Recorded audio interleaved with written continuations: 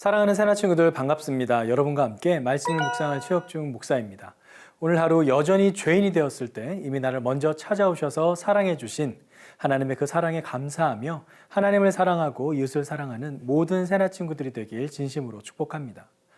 역류에서 역류로 반응하지 않고 또 순류로 반응하면 상대방에게는 그 순류가 역류가 된다는 이야기가 있습니다. 갑자기 무슨 이야기냐고요? 한 사람이 상대방에게 화가 나서 소리를 친다고 가정을 해봅시다.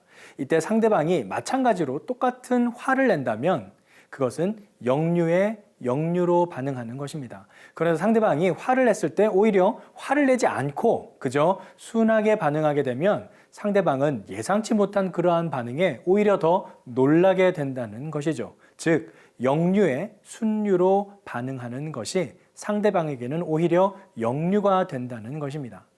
이러한 역설적인 상황은 특별히 성경에서 많이 찾아볼 수 있습니다. 한 알의 밀알이 땅에 떨어져 죽어야 많은 열매를 맺게 된다는 예수님의 말씀. 이제는 더 이상 내가 산 것이 아니라 오직 내 안에 예수께서 산 것이라 하는 사도 바울의 고백. 십자가의 죽음을 이기신 부활하신 예수님. 이 모두가 역류의 순류로 반응할 때 일어나는 역설적인 상황들입니다. 오늘 본문에서도 우리는 성경에 기록된 역설적인 말씀을 찾아볼 수 있는데요. 함께 말씀을 살펴봅시다. 오늘의 주제는 클래스가 다른 사람입니다. 오늘의 말씀은 마태복음 5장 38절에서 48절입니다. 눈에는 눈으로, 이에는 이로라는 말도 너희가 들었다. 그러나 나는 너희에게 말한다. 악에 맞서지 말라. 누가 네 오른뺨을 치거든 왼뺨마저 돌려대어라. 누가 너를 고소하고 속옷을 가져가려 하거든 겉옷까지도 벗어주어라.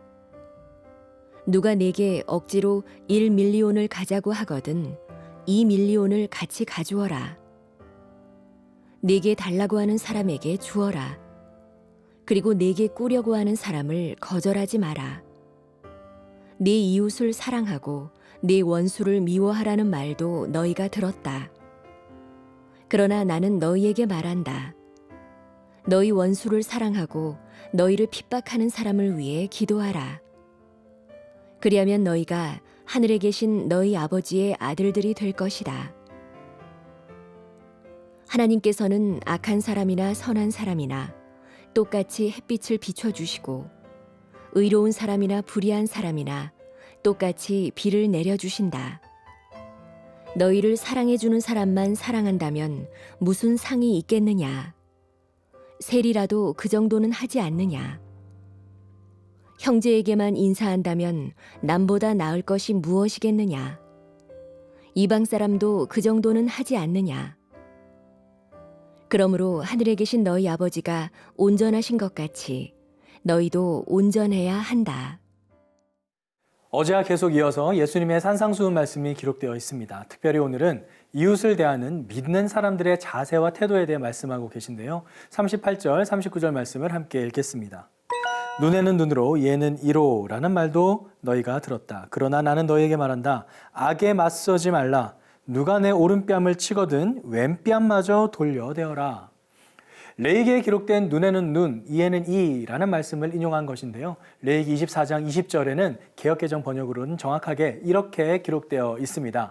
상처에는 상처로, 눈에는 눈으로, 이에는 이로 갚을지라 남에게 상해를 입힌 그대로 그에게 그렇게 할 것이며, 상처에는 상처, 눈에는 눈, 이에는 이. 한때 영화 제목으로 사용되었을 만큼 이 문구는 세상에서도 일반 사람들에게 상당히 알려져 있는 말씀입니다. 하지만 대부분의 사람들은 이 말씀이 성경 말씀인 줄은 모르죠. 왜냐하면 단지 복수에 대한 의미만 살려서 이야기를 하기 때문인데요. 사실 이 말씀은 뒷부분이 더 중요합니다. 남에게 상해를 입은 그대로 그에게 그렇게 하라. 즉, 그 이상의 복수를 갚지 말 것을 당부하는 것입니다. 당시 피해를 입은 사람은 가해자에게 자신이 피해를 입은 것보다 훨씬 더한 복수를 하게 되어 더 큰 피해를 주곤 했습니다. 그러한 것을 방지하고자 하는 하나님의 마음입니다. 이미 여기에는 사람들을 향한 하나님의 그 사랑의 마음이 담겨 있죠. 여기에 예수님께서는 더해서 악에 맞서지 말고 더 내어주라라는 말씀을 덧붙이신 겁니다. 하나님의 사랑에는 제한이 없습니다. 자신의 독생자를 우리를 위해 내어주신 하나님, 바로 그 사랑이 우리의 마음에 가득하길 간절히 기도합니다.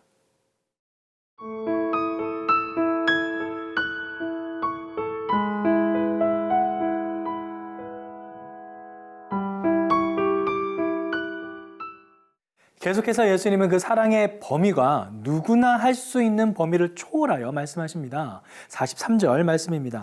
내 이웃을 사랑하고 내 원수를 미워하라는 말도 너희가 들었다. 자, 내 이웃을 사랑하라 라는 이 말씀은 레위기 19장 18절에 정확히 기록된 말씀입니다. 하지만 내 원수를 미워하라 라는 말씀은 성경에는 전혀 기록되어 있지 않는 말씀이죠. 따라서 뒤에 있는 말씀은 성경의 가르침이라기보다는 당시 구약 성경을 자기 마음대로 해석하여 유대인의 마음속에 자리 잡고 있었던 당시 그들의 보편적인 교훈이나 사상을 지적한 것이라 할 수 있습니다. 예수님은 이 말씀을 하시며 성경에 기록된 말씀이라 하지 않고 너희가 들었다라고 표현한 것에 주목하십시오. 예수님은 그들의 마음속에 있는 원수를 미워하는 마음을 콕 집어서 말씀하시는 것입니다. 특히 이러한 유대인의 마음은 당시 로마의 압제하에서 이방인들에게 핍박을 받는 당시 유대인들에게는 공동의 적에 대한 증오심을 갖는 것이 정당하다라고 스스로를 자기 합리화시키기에 좋은 구실이 되었죠. 예수님께서는 바로 이러한 시대상을 지적하면서 새로운 이웃 사랑에 대한 기준을 명확하게 제시하십니다. 44절 말씀입니다.